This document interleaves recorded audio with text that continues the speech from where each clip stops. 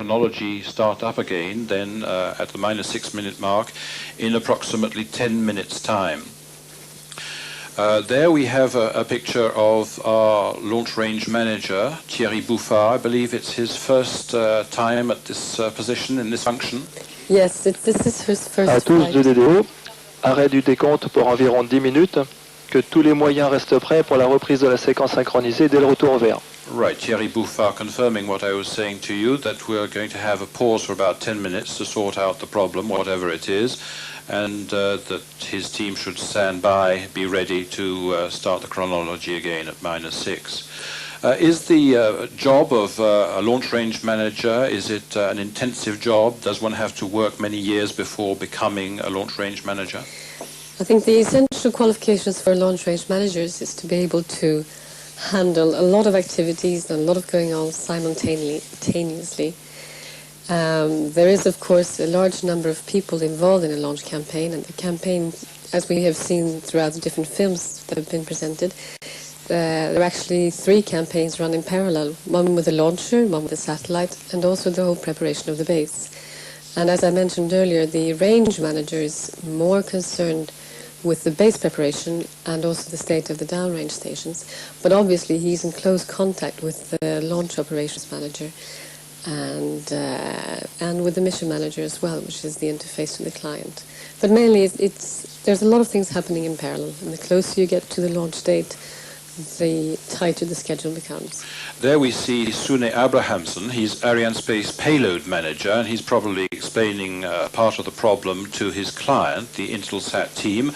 What is the position of the satellite during this pause in the chronology? It's entirely safe. It's still on board on external power at this time? Everything is still on external power. We do not switch to internal power until later on in the sequence. The satellite is more or less in its launch configuration and ready to go, with teams standing by. We were told this morning, having met part of the Intalsat team, that the satellite is switched to its onboard configuration several hours before the launch, and that it starts giving telemetry data, which is monitored by equipment which is in the umbilical tower, right up until liftoff, so that they know that satellite is working perfectly while it's on the ground. And that equipment will have to work for the next 13 to 15 years in orbit. That's true. As long as the umbilical cords are connected, then we have a full control over this satellite status. And once the liftoff takes place, the umbilicals are automatically cut. The satellite will continue transmitting, but the fairing is a metallic fairing, so the signals will not be received. And that will take place much later on during the launch phase. Right. We have to wait a few minutes that this problem is sorted out. Ariane 44P, as we said, the 4 solid strap-on boosters clearly visible at the base of our launcher. Together, I think they deliver quite a lot of thrust. It's what we call familiarly the quick liftoff. It's a very fiery and rapid acceleration from the moment the launcher is released. Yes, that's true. It's the quickest one we have. It should be very spectacular as seen from on the different sites here in Kourou. Because the Kourou site is so designed that at a safe distance there are several viewing sites, and people can see the launch pad from approximately 5 kilometers, sometimes a bit more. Sometimes they see the launcher through the clearings in the jungle, and it's a quite remarkable contrast to be out in the night and to hear the sounds of the insects and birds in the jungle and see this expression of our modern-day technology at the end of the clearing in the distance. There we see part of the satellite teams. Terry Edwards, mission manager, and his deputy, Dave Griffiths. They know the Kourou site well. They've been here now. This is their 5th launch of an Intalsat 7 generation craft from Kourou. And it's the final spacecraft of the 7 series, and I understand the next one will be one of the 8 series. Intalsat 801, which will be launched, if all goes well, towards the end of this year or the beginning of next year. Thierry Bouffard, liaising closely with his colleague, as we were saying, the COL, the Launch Operations Manager, in his bunker, 15 kilometers from Jupiter 2.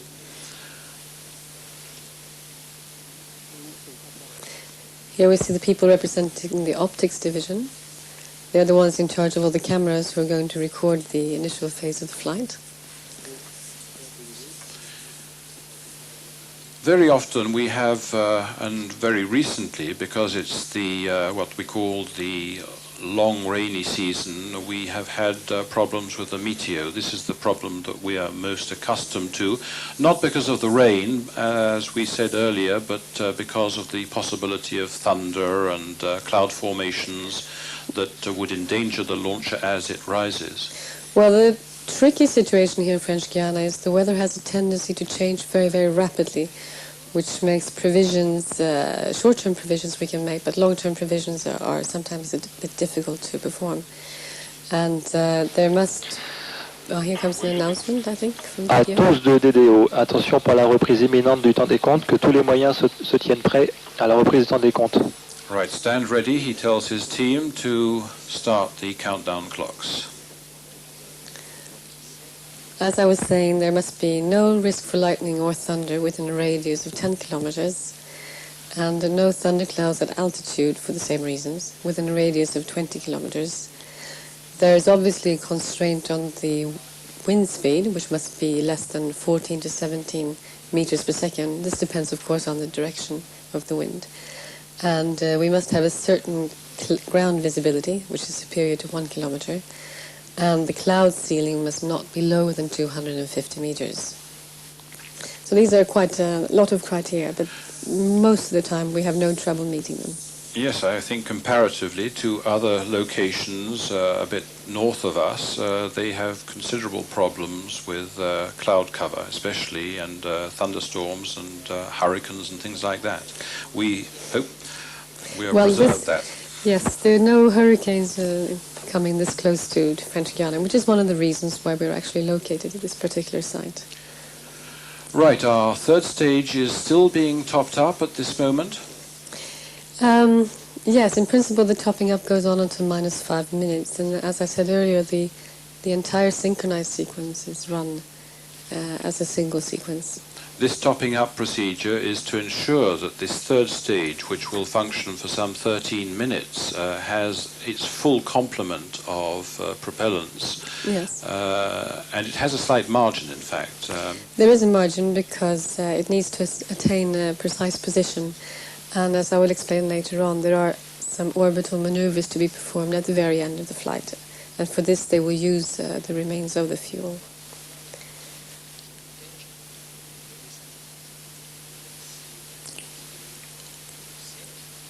A launch never is routine. I think you said that about your colleagues, and even for everybody who watches an Ariane launch, whether they be here in Kourou or at the other end of the transmission line in Washington or Palo Alto, there's always this slight unexpected event that makes this thing interesting.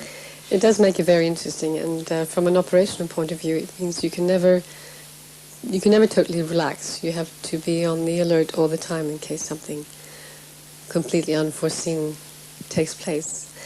But it also makes it very, very exciting.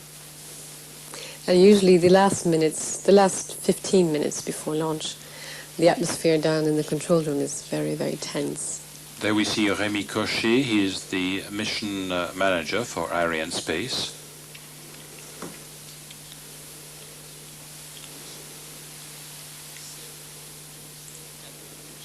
All of our ground stations, because we should perhaps say a word about the ground stations, are naturally informed of the fact that we are on hold.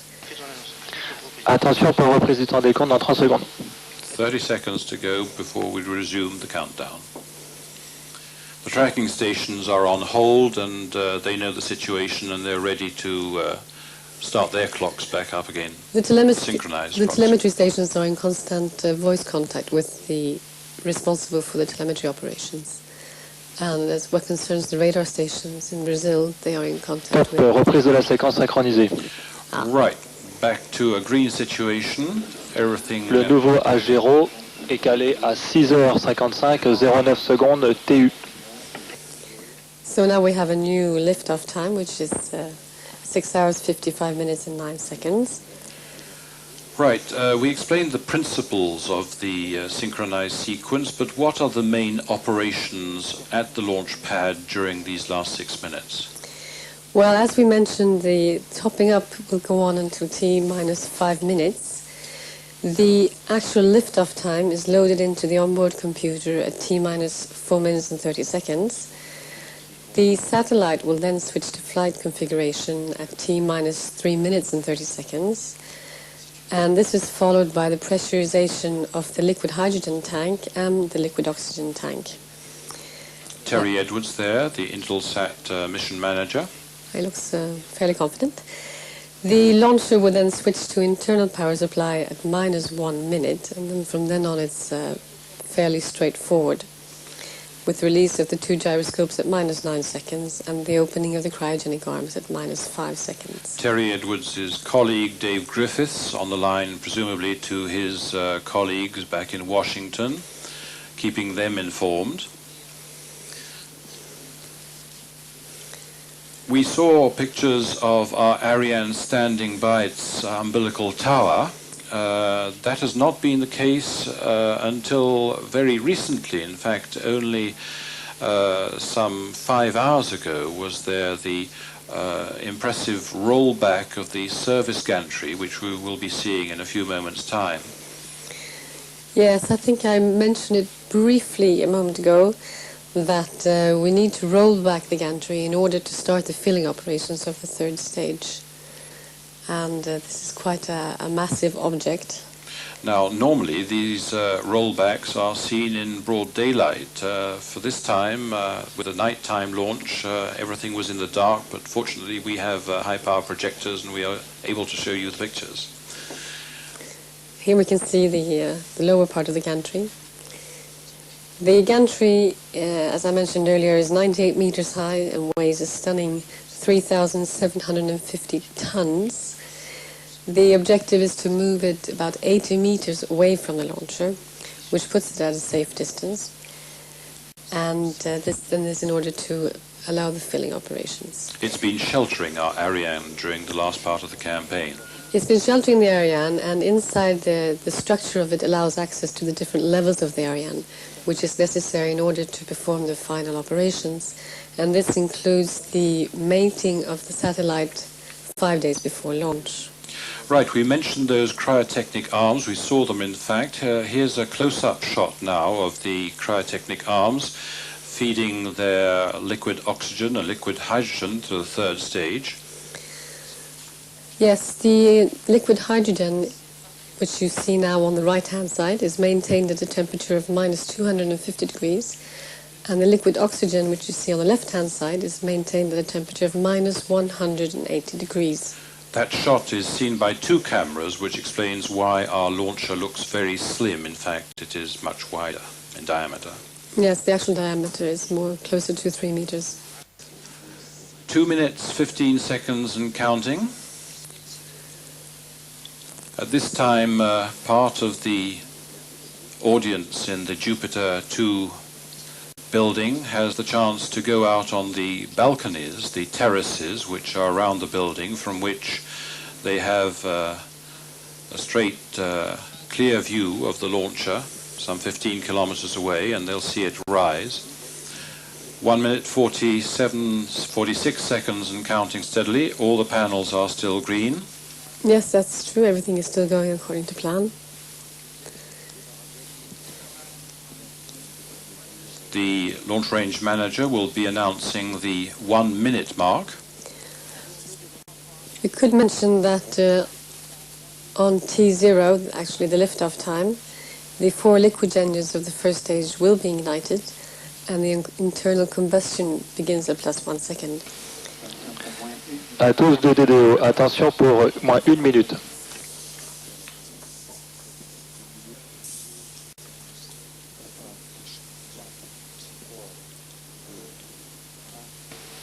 Top H0 moins 1 minute. The launcher has now switched to internal power, and the countdown is proceeding normally. And I mentioned earlier that at liftoff time we will then ignite the liquid engines, and then there's a whole series of last-minute checks performed by the computers in order to make sure that everything is still nominal before authorizing the ignition of the solid boosters, because once these are ignited they will burn to exhaustion. Right, Ariane flight V087, the 6th Ariane 4 mission this year, just about to lift off from Kourou with Intalsat 709. Let's listen now to Thierry Bouffard making the final 10-second count and appreciate the liftoff. À tous de DDO, attention pour le décompte final. 10, 9, 8, 7, 6, 5, 4, 3, 2, 1, top. Allumage. Décollage. Allumage de pape. Pression foyer normale. Pilotage normal.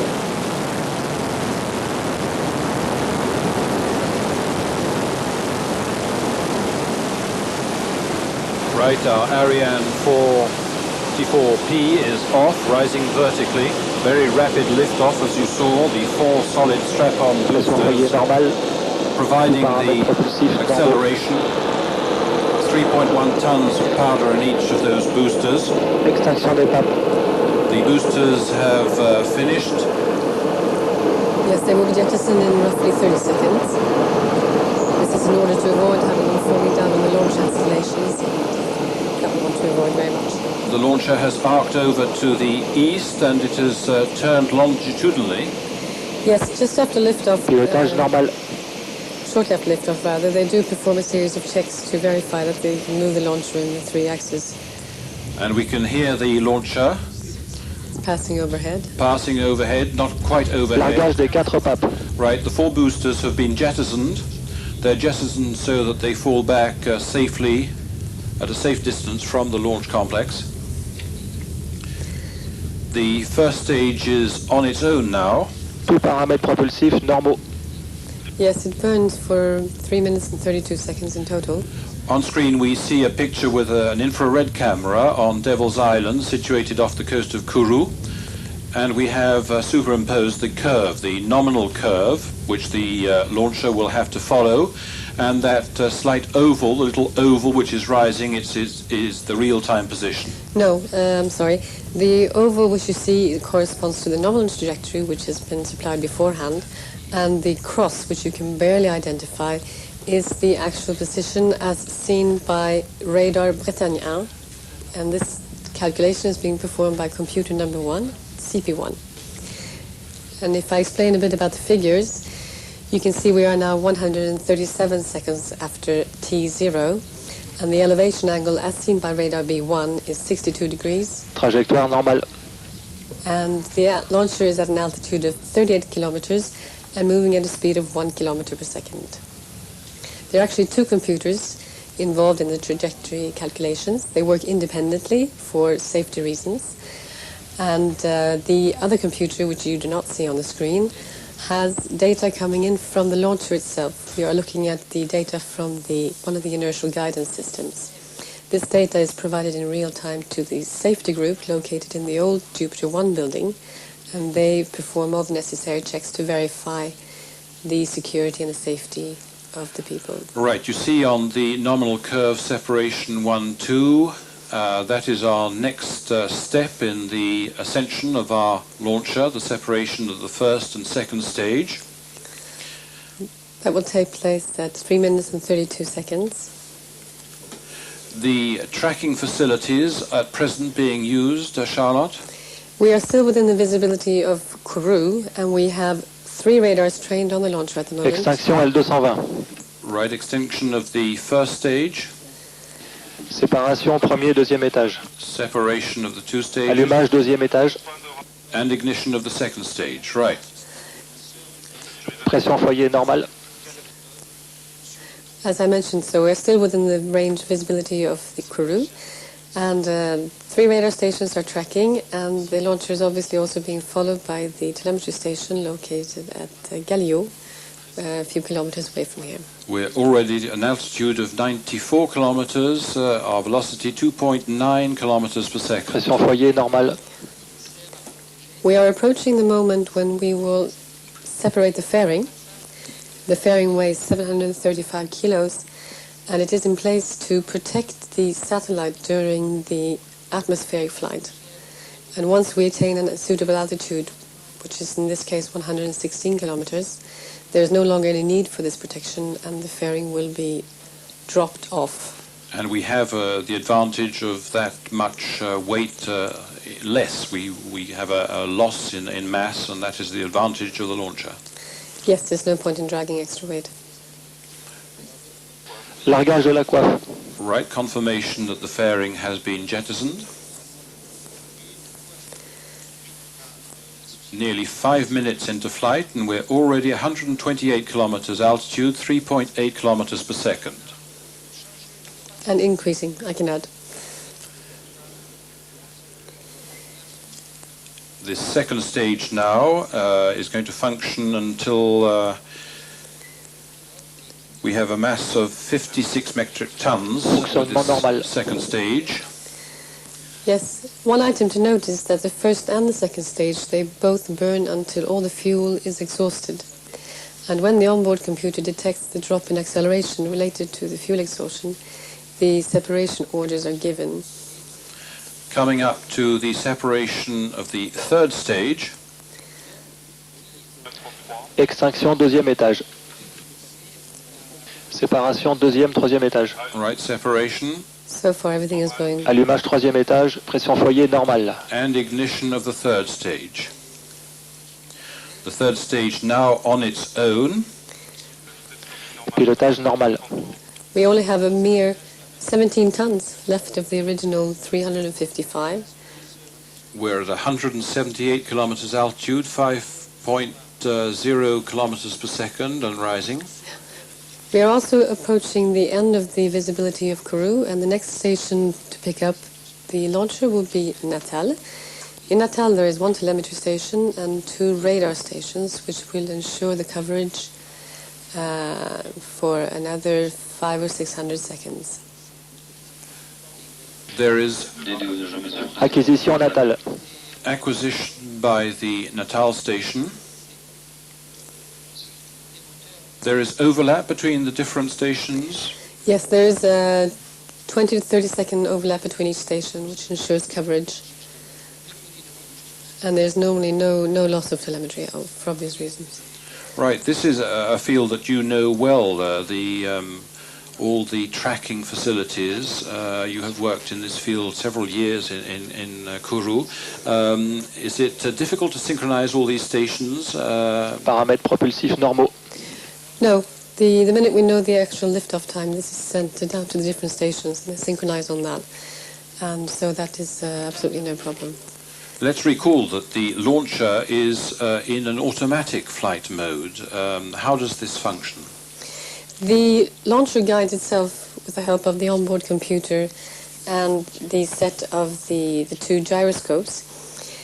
These gyros provide attitude, speed and position information to the computer, which compares it to the nominal trajectory data, which was loaded into its memory prior to launch. It then calculates the possible corrections that it needs to make in order to reach the precise target. Top. And this is an ongoing procedure throughout the whole phase of the launcher.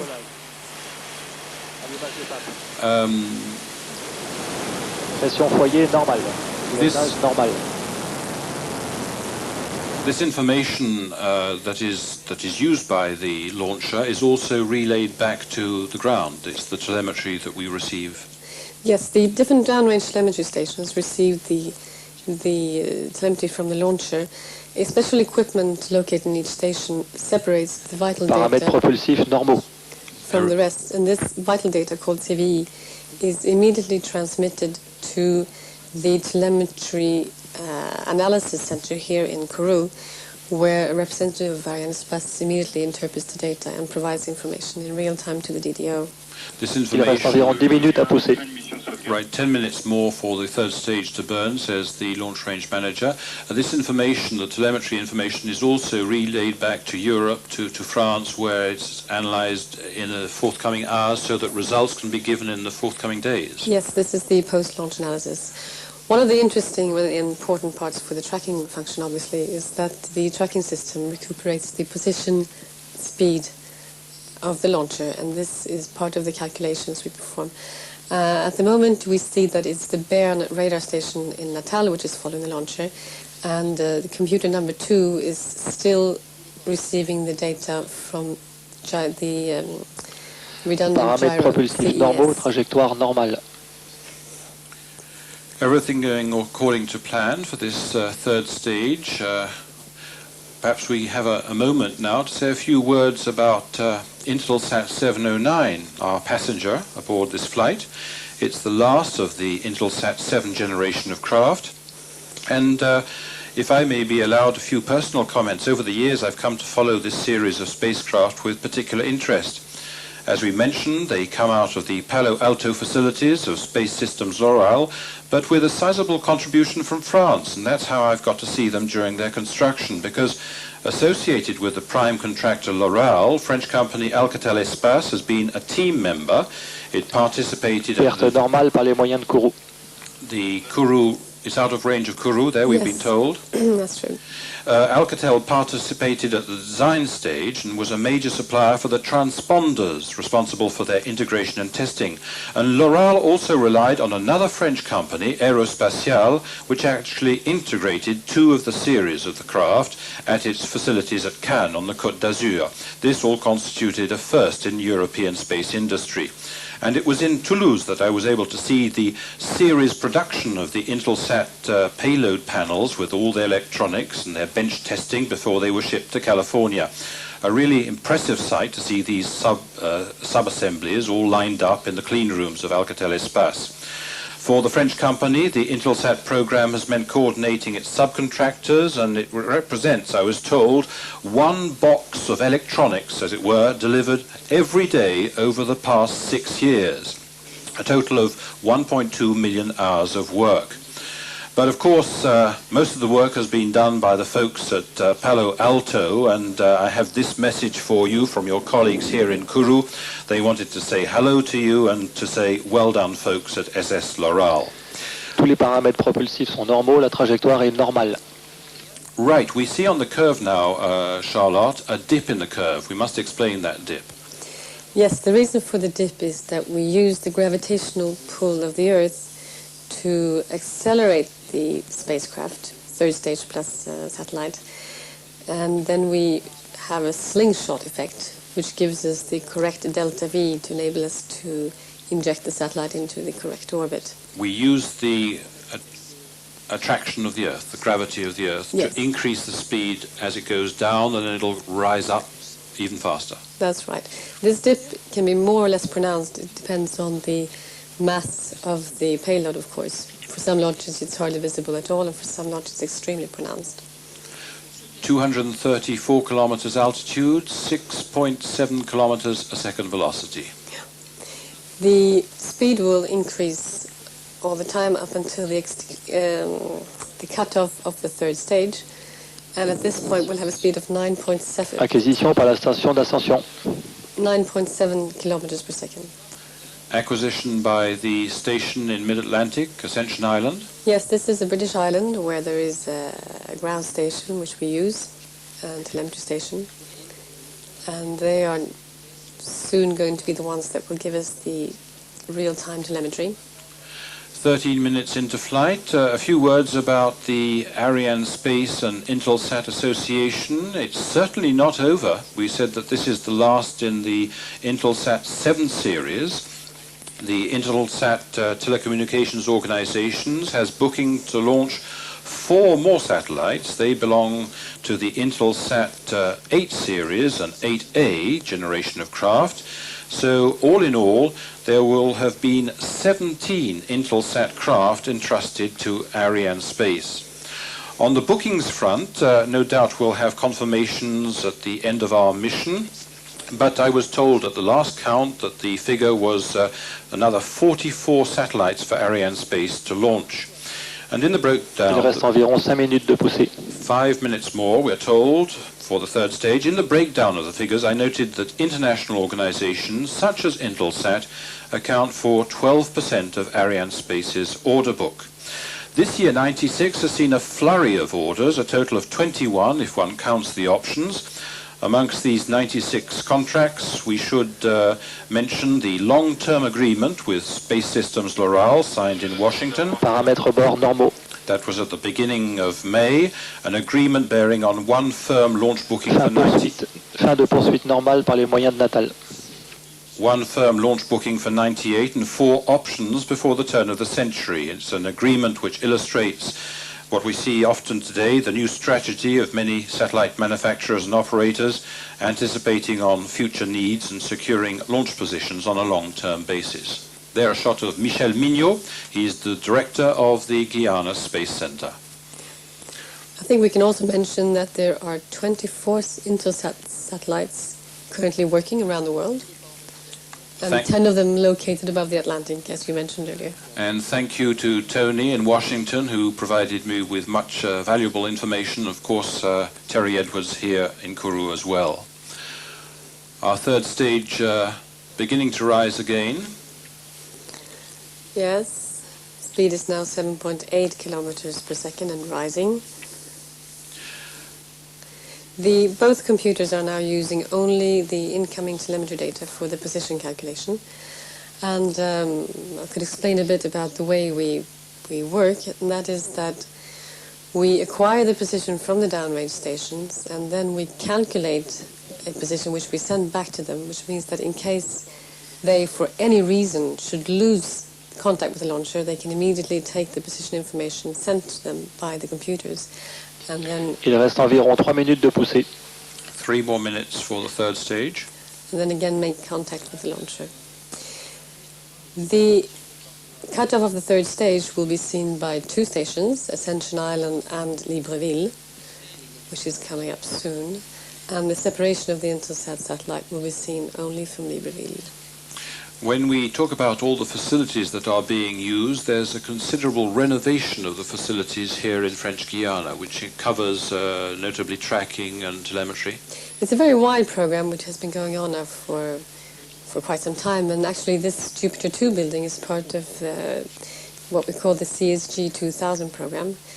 The tracking system, from which you see the results on the screen, is going to be replaced, and these computers date from the mid-70s, and they will be replaced with a new generation of performant computers with modern synoptic screens, which will be able to present more information and more quickly to the operators. This is scheduled for the end of the year, and the first part of the renewal process will be a new system. Tous les paramètres à bord sont normaux. To be used by the safety people, and this is being planned for Flight 89, we hope. Velocity 8.9 kilometers a second. What is the velocity that we are aiming at for injection? The velocity at cutoff of third stage is 9.7 kilometers per hour, and from then on it will decrease slightly. At injection, it will be 9.6 kilometers per hour, and the injection will take place at 349.2 kilometers. Right, as we approach that moment, the end of the burn of the third stage, perhaps we can anticipate slightly and start explaining what will happen at that point. Il reste environ 1 minute à pousser. 1 minute more of burn time for the third stage, we're told. Yes, what will happen is that we have to position ourselves so that we can put the satellite injected into orbit at the correct position and with the correct attitude. Acquisition par la station de Libreville. Right. Libreville has acquired our satellite, our launcher. And the final mission of the third stage is then the satellite injection maneuver, and this is done by a system called the SCAR, Système de contrôle d'attitude et de roulis. And it consists of a number of small nozzles, and these are then fueled by the remains of the third stage liquid hydrogen. Extinction du troisième étage. Right. Right, this was the cut-off command to the third stage. And this means that the margin we have, we then use for orbital maneuvers. Début de phase d'orientation du composite. Right, confirmation that the start of these maneuvers we're talking about have started. The first maneuver is to get a three-axis stabilization after the shutdown, and then it will maneuver itself in the position that we explained earlier in order to leave or to inject the satellite with the correct attitude and in the correct direction. Once the correct position is attained, the computer executes the separation commands, and the clamp band which attaches Intalsat to its adapter ring is cut using a pyrotechnic device, and the coiled springs Perte normale par la station d'ascension. on which the satellite is resting are then released, injecting it into its transfer orbit. Right, we're 1 minute away from separation. I once saw these springs close up. Fin de la phase d'orientation du composite. It's remarkable that we use what is considered very often to be a rudimentary system to actually separate two high technology craft. I think the principle is that the simpler it is, the bigger chance it has to work.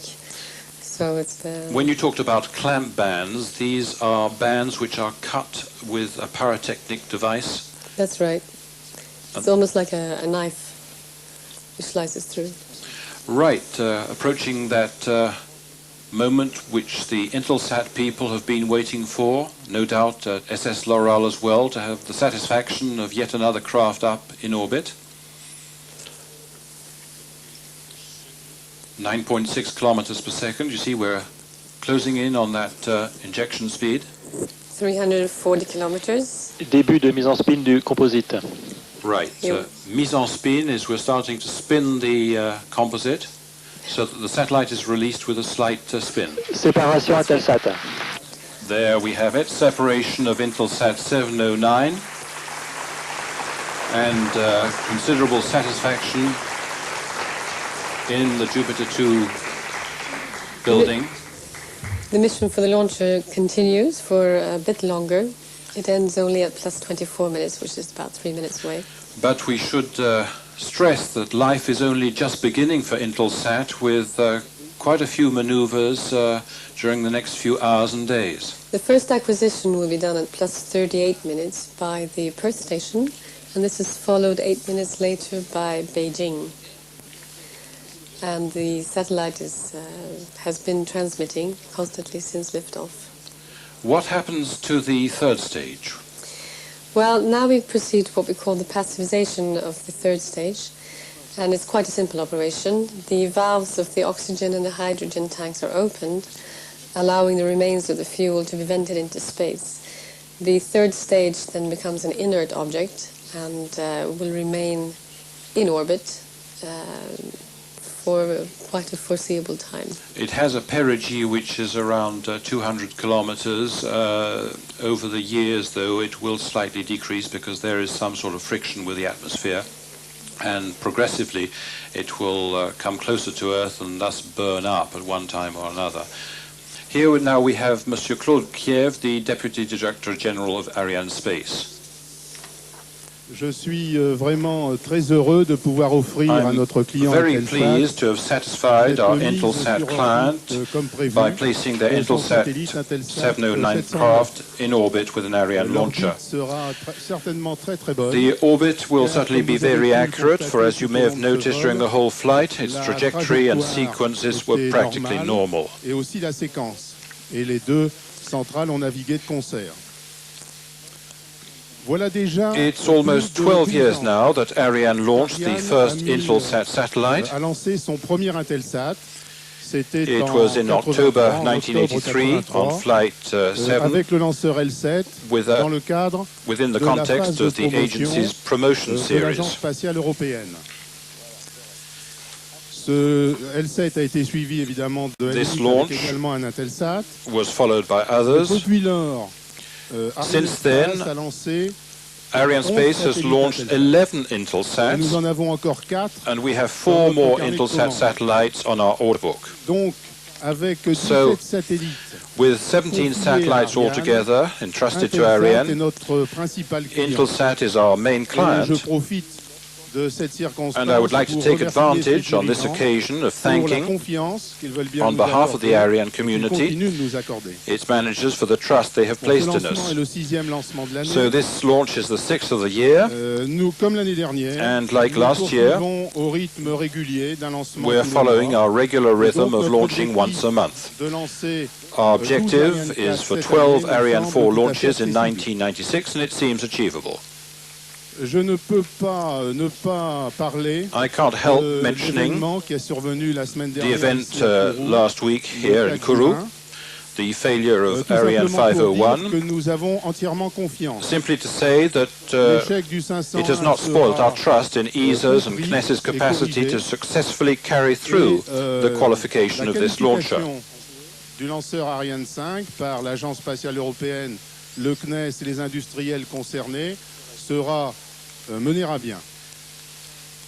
Pour notre part, as concerns Ariane Space, we have for quite a long time now prepared a transition phase of 3 years, 97, 98 and 99, during which we will be simultaneously operating Ariane 4 and Ariane 5 launchers.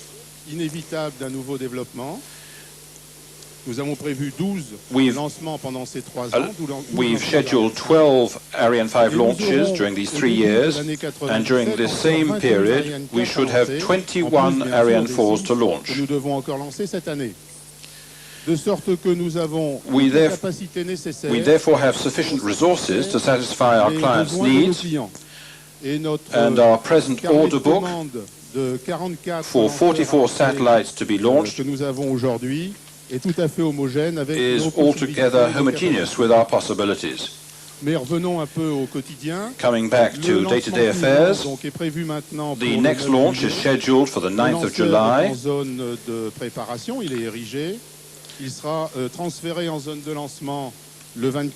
Our launcher will be transferred to the forward zone the 24th of June, and except for any alerts coming from metropolitan France, we should not be having any difficulties in maintaining the scheduled date.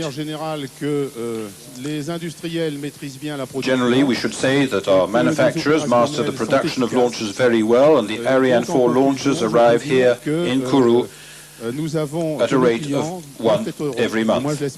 We have every reason to be happy. I thank you for your attention and look forward to seeing you at another launch. Thank you.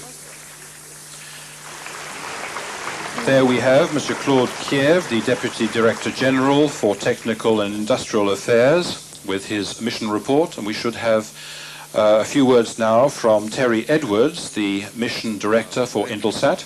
The launch success, which we all just witnessed, was the last launch of the Intalsat 77A series. Of the 9 spacecraft, 5 of these were launched by Ariane.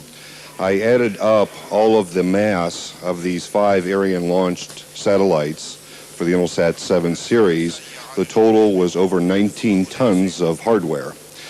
Each kilogram of these 19 tons was successfully injected into the proper transport orbit with very high precision. For that, we thank Arianespace. From the very first Intalsat 7 launch in October 1993 through this evening's launch, Arianespace, CSG, and all of the associated contractors have continually demonstrated their professionalism and skill in providing launch services.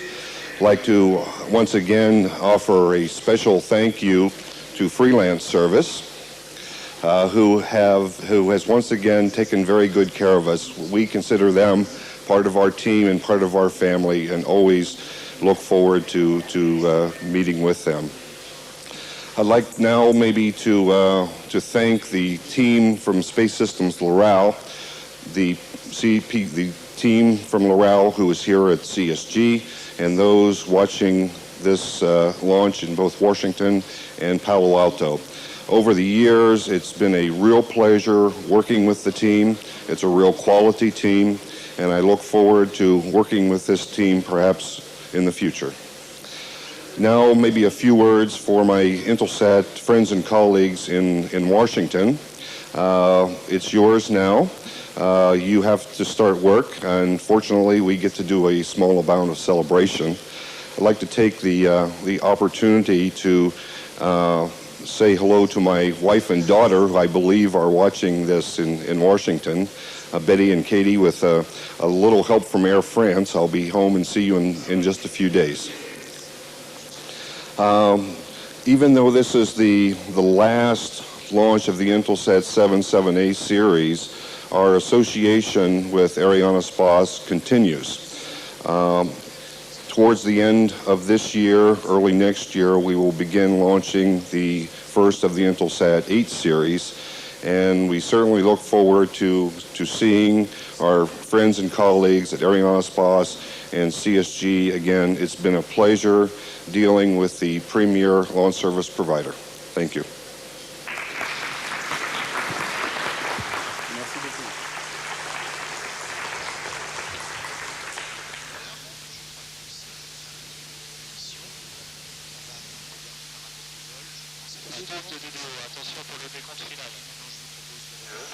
Dix, 9, 8, 7, 6, 5, 4, 3, 2, 1, top.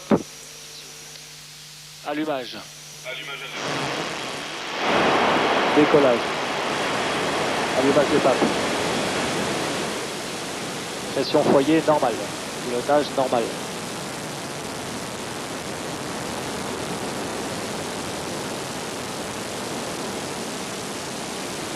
Right, our Ariane 44P is off, rising vertically. Very rapid liftoff, as you saw, the 4 solid strap-on Pression foyer boosters normale. providing the acceleration. 3.1 tons of powder in each of those boosters. Extraction des papes. The boosters have finished. Yes, they will be jettisoned in roughly 30 seconds. This is in order to avoid... Right, and with that we wrap up our video transmission for this day for flight 87 from Kourou. Arianespace having successfully accomplished its 6th Ariane 4 mission of this year. And our director telling us that we have another replay, another view of the launch. Top. À tous de DDO. La fin de mission lanceur ayant été confirmée, fin de la chronologie vol 87. Les moyens sont remis à la disposition des adjoints. Débriefage du lancement en salle Max Hauser, lundi 17. Right, our Ariane 44P is off, rising vertically. Very rapid liftoff, as you saw, the 4 solid strap-on boosters providing the acceleration. And with this success, the 6th of the year for Ariane 4, it's certainly heartwarming after the deep disappointment of last June the 4th. Right, and we're going to see yet another But it is launch a beautiful replay. launch. It is a beautiful launch. Here the cryogenic arms separating. 3, 2, 1, top. Allumage. Décollage. Allumage des papes. Pression foyer normale. Pilotage normal.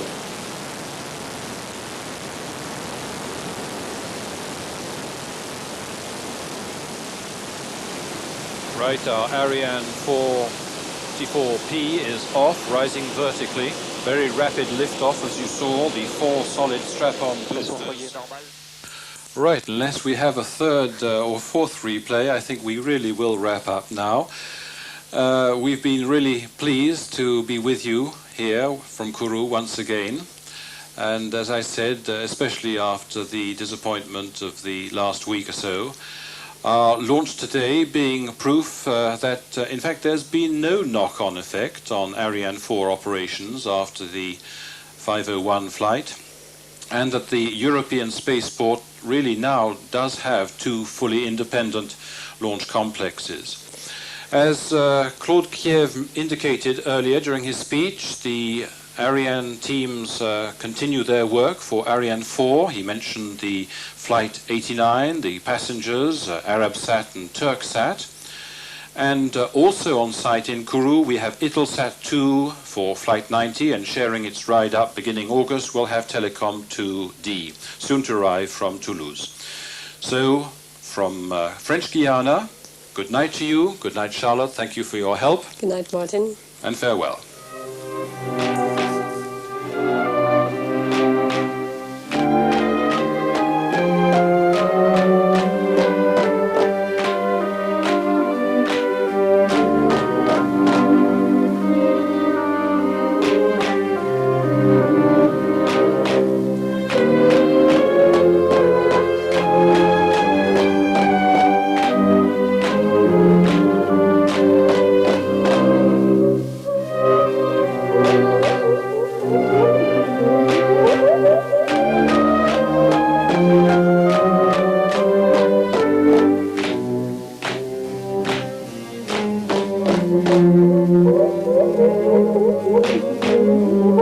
Thank you.